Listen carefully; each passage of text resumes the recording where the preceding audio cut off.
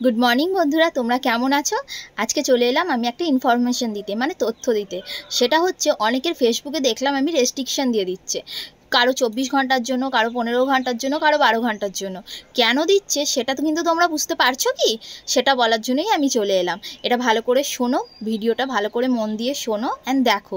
পুরোটা দেখা হলে একটা কমেন্ট করো, ঠিক আছে? তোমাদের কেমন লাগলো সেটাও জানিও। জিনিসটা কেন হচ্ছে বলো তো? জিনিসটা হচ্ছে তোমরা সবাই তো ফেসবুকে এখন কাজ করছি আমরা, তো ফেসবুকে কাজ করার দরুন, সবাই ফলোয়ার বাড়ানোর দরুন, সবাই যে যার প্রোফাইল গিয়ে বা অন্যের প্রোফাইলে গিয়ে খুব দ্রুত পরিমাণে লাইক, কমেন্ট অ্যান্ড ফলো করে যাচ্ছে, ঠিক আছে?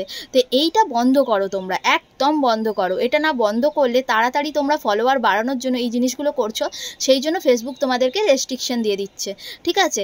এটা একদম করো না, আমি বারবার বলছি, এটা একদম করো না।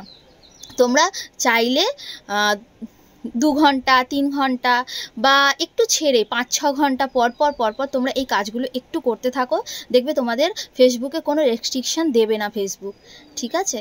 তোমরা ভালো থেকো, সুস্থ থেকো। ইনফরমেশনটা যদি তোমাদের ভালো লাগে শেয়ার করো।